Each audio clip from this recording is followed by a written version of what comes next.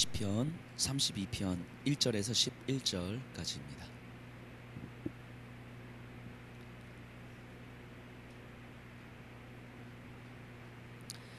저와 한 절씩 고백하도록 하겠습니다. 허물의 사함을 받고 자신의 죄가 가려진 자는 복이 있도다.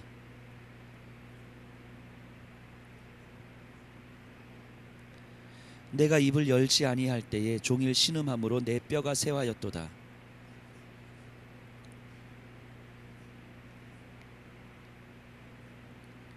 내가 이르기를 내 허물을 여호와께 자복하리라 하고 주께 내 죄를 아뢰고 내 죄악을 숨기지 아니하였더니 곧 주께서 내 죄악을 사하셨나이다.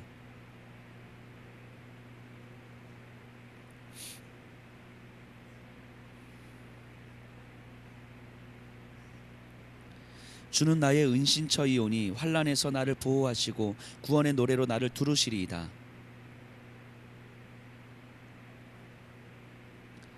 너희는 무지한 말이나 노새같이 되지 말지어다. 그것들은 제갈과 굴레로 단속하지 아니하면 너희에게 가까이 가지 아니하리로다.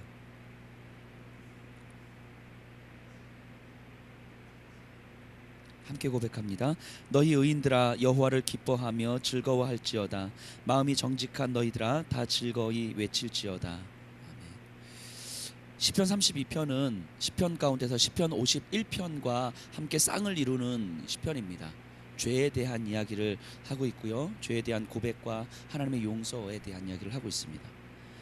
하나님은 이렇게 우리의 죄를 다 아시잖아요. 우리가 인식하든 죄든 인식하지 못하든 죄든 다 아세요. 지금 저뿐만이 아니라 이 자리에 계신 분들 그 마음 가운데 누구에게도 말하지 못한 내 안에 있는 그 더러움과 추악함들을 하나님은 다 보고 계시는 거예요. 그걸 다 보세요. 다.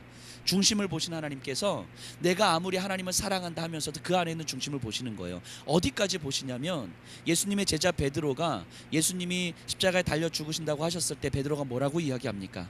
주님, 내가 죽을지언정 주님을 버리지 않겠습니다 라고 고백하잖아요. 베드로는 이거 진심이거든요.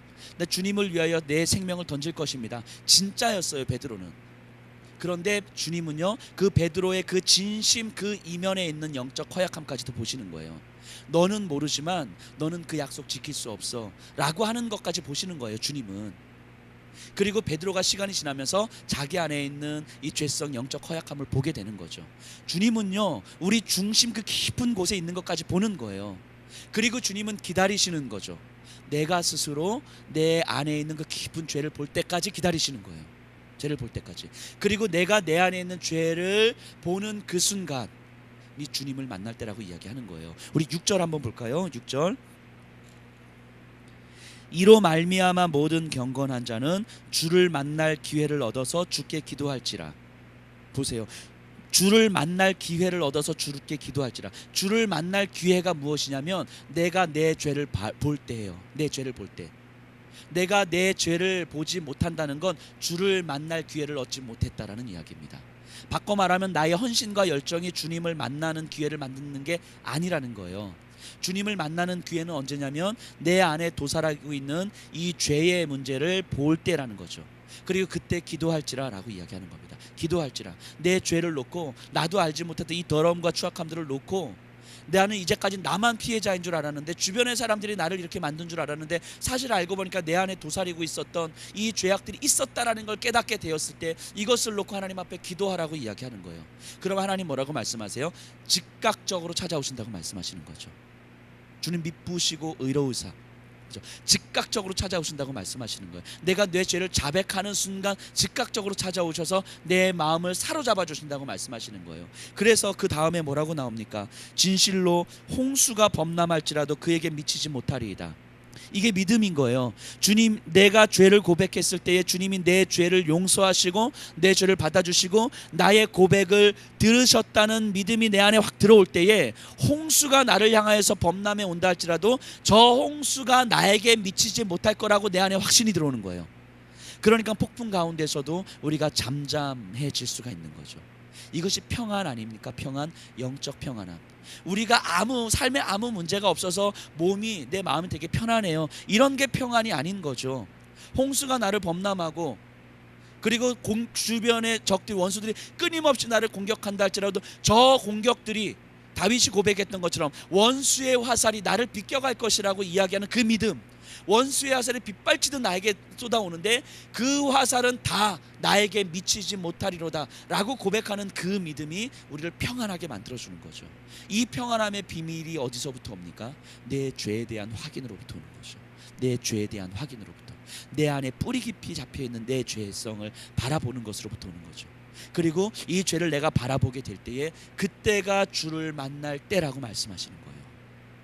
하나님은 우리에게 그걸 기다리시는 거예요.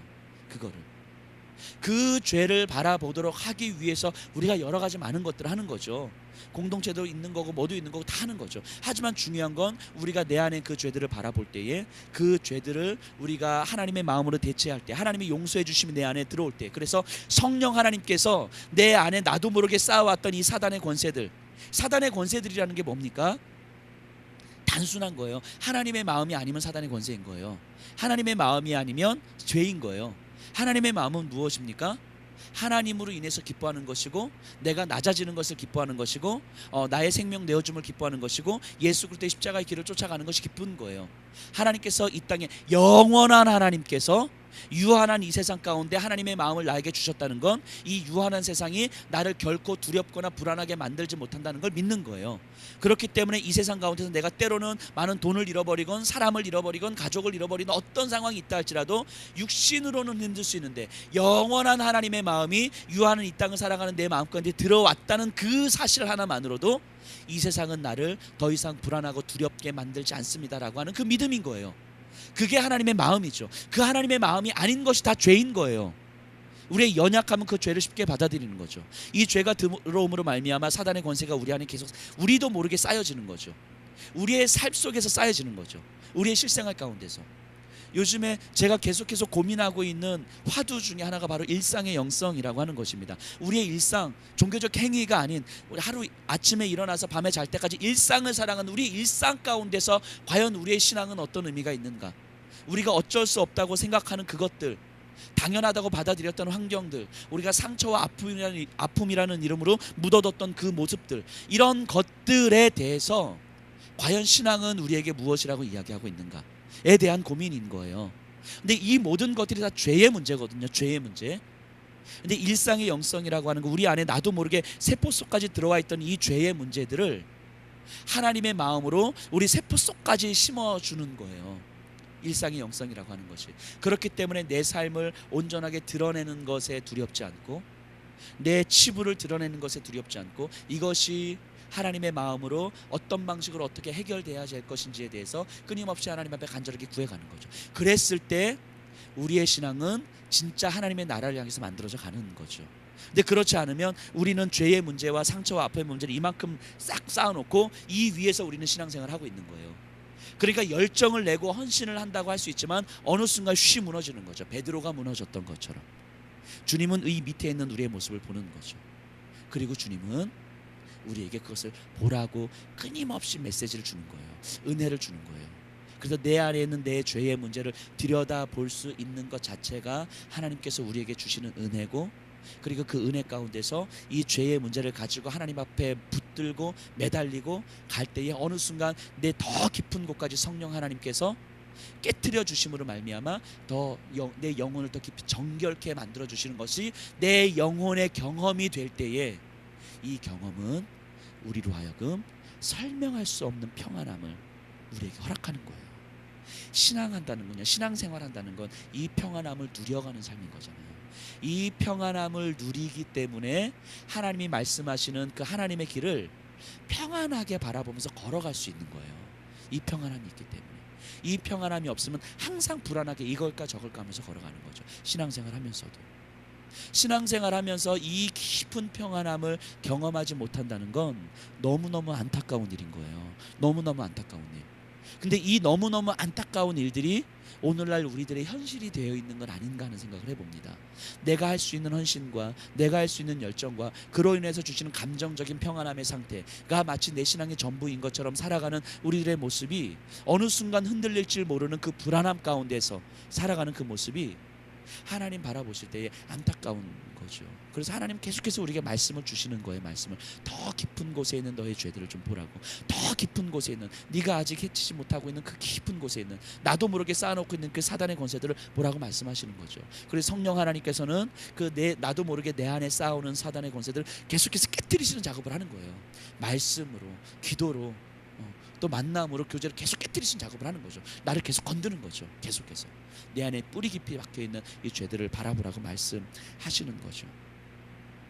이런 참된 평안함이 우리의 삶의 사모가 돼야 되는 거잖아요.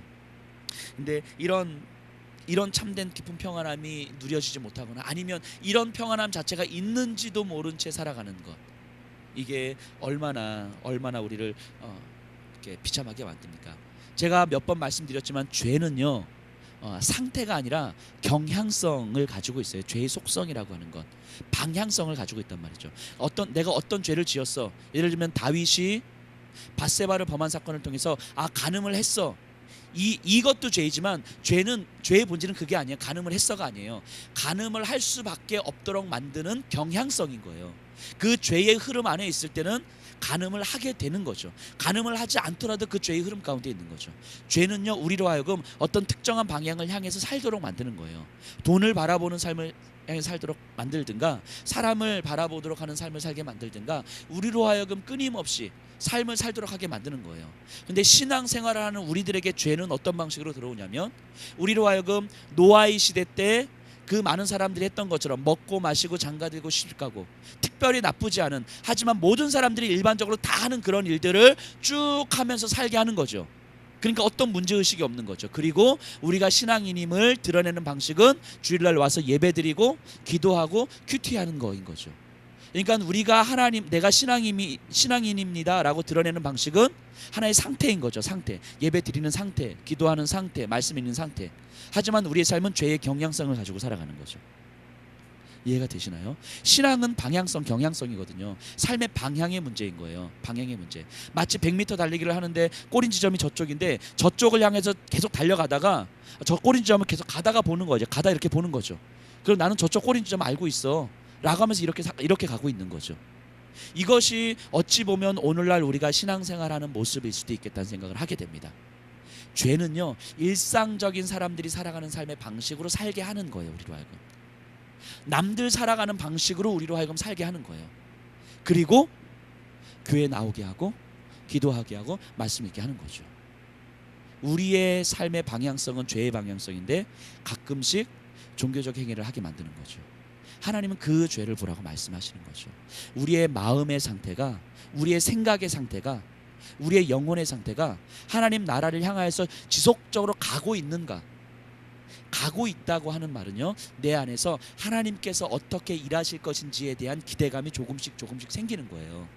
내 안에서 신앙생활을 1년 하고 2년 하고 3년 하다 보면 어느 순간 내 안에서 하나님께서 이 땅을 바라보시면서, 점점 더 말도 안 되는 세상이 되어가는 이 땅을 바라보시면서 하나님은 어떻게 일하고 계실까가 내 마음 가운데 사모가 되는 거예요. 우리 가정을 바라보면서 하나님은 우리 가정을 어떤 방식으로 사용하기를 원하시는가 사모가 되는 거예요. 하나님은 내 삶을 어떻게 사용하기를 원하시는가 사모가 되는 거예요. 그 사모가 되기 때문에 그럼 하나님, 내가 하나님 앞에서 어떻게 준비되어야 되겠습니까를 묻고 그 준비를 해가는 과정인 거예요.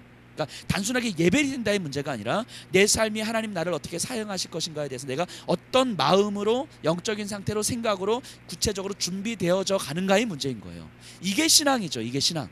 그래서 신앙은 방향성인 거예요. 그래서 우리의 삶이 점점 더 예수 그리스도를 닮아가는 삶으로 가는 거예요. 삶의 작은 영역 하나까지도, 감정의 문제 하나까지도, 인격의 문제 하나까지도 그렇게 닮아가는 거예요. 그런데 그런 예수 그리스도의 인격을 닮아가는 삶과는 상관없이 남들 살아가는 방식으로 억울할 거 다 억울해하고, 분할 거 다 분해하고, 짜증낼 거 다 짜증내고, 내가 하고 싶은 건 다 하고, 내가 좋은 사람 다 만나고, 남들 다 하는 것처럼 하면서 쭉 살아가는 그 삶은 크게 문제는 없어 보일지 모르겠지만 이 땅을 지배하고 있는 죄의 지배 아래에 있는 삶일 수밖에 없다라고 하는 거죠. 그 안에 도사리고 있는 자기 중심성의 문제, 자기 평안함의 문제를 하나님은 보라고 말씀하시는 거예요. 그래서 하나님은 다시 이렇게 이야기합니다. 시편 1편에 보면요, 허물의 사함을 받고 자신의 죄가 가려진 자는 복이 있도다. 허물의 사함을 받고 허물을 드러내고 그것의 용서함을 받고 죄가 가려진 자는, 죄를 고백했을 때에 하나님은 그것을 죄 없다 여기시는 거예요. 죄 없다 여겨주시는 거죠. 근데 그것을 내가 고백하고 그것을 내가 믿는 자는 복이 있도다라고 말씀하시는 거죠. 이미 우리의 원죄를 주님은 그렇게 받아주신 거잖아요. 우리에게 죄 없다 말씀하신 거잖아요. 근데 우리의 원죄를 우리가 드러낼 수가 없으니까 예수 그리스도께서 드러내셨고, 그리고 하나님께서 죄 없다라고 받아주신 거죠. 그리고 이후에 원죄 구원, 원죄의 사함을 받은 우리가 이 땅을 살아가는 가운데 여전히 깊은 뿌리 깊은 죄를 가지고 살아가는 우리에게 이제 그 죄는 네가 드러내는 거라고 말씀하시는 거죠. 성령 하나님의 은혜로 말미암아 우리가 그 죄들을 드러낼 때에 우리에게 복이 있다라고 말씀하시는 거죠. 죄를 드러내고 죄의 용서함을 받은 우리는 우리의 삶의 방향성이 바뀌는 문제인 거죠. 바뀌는 문제.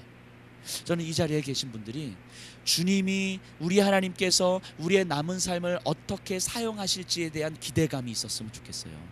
우리 자녀들을, 우리 가정을 어떻게 사용하실지에 대한 기대감이 있었으면 좋겠어요. 이 시대를, 이 민족을 하나님께서 어떻게 끌고 가실지에 대한 기대감이 있었으면 좋겠어요. 그렇기 때문에 그 기대감이 있는 사람은 내가 어떻게 돈을 더 많이 벌 것인가, 내가 어떻게 더 잘 살 것인가에 대한 고민이 아닌 거예요. 고민의 차원이 완전히 다른 거예요. 그럼 나를 사용하실 그 하나님 앞에서 내가 무엇을 어떻게 준비해야 되겠습니까? 이 질문을 던졌으면 좋겠어요. 이것이 죄의 문제가 해결받으면서 살아가는 하나님의 사람들의 모습인 거예요. 여기 계신 분들, 또 저를 포함해서요, 그 고민했으면 좋겠습니다. 그래서 제가 목회자로서 죄의 문제가 해결받지 않았을 때는 어떤 모습을 보이냐면요, 그냥 내 주어진 사역만 열심히 하는 거예요. 내가 주어진 사역, 설교 열심히 하고 신방 열심히 다니면 끝인 거예요. 근데 그게 아니라 목회자를 하나님께서 세워주신 이유가 있는 거죠. 충분하게 하나님이 찾으신 그 영혼들 바라보고 찾아내고 영혼들을 성장시키고 하나님의 질서를 만들어내고자 하는 그 사역, 하나님의 질서를 함께 만들어가는 공동체를 허락하신 거 아니겠습니까? 그럼 그것에 대한 꿈을 꾸는 거죠. 계속해서 꿈을 꾸는 거죠. 기도하는 거죠. 우리의 죄성, 이 시대의 죄악이 막고 있는 그 하나님의 질서, 사랑과 정의의 질서를 이 사단의 권세는 막고 있는 거 아닙니까? 하나님의 사랑과 정의의 질서를 끊임없이 꿈꾸는 거죠. 끊임없이 준비하는 거죠. 끊임없이 살아내는 거죠. 누가요? 저와 여러분들이 함께 하는 거죠. 이것이 단순하게 열정과 의지의 문제가 아니라 죄의 문제가 해결되면서 나타나는 우리 삶의 문제라고 하는 겁니다. 이것이 우리 일상의 영성인 거죠. 우리가 그 하나님 나라의 꿈을 꿨으면 좋겠습니다. 이것이 죄의 문제가 해결받은 자의 복된 삶입니다. 우리 그 삶을 살아가십시다.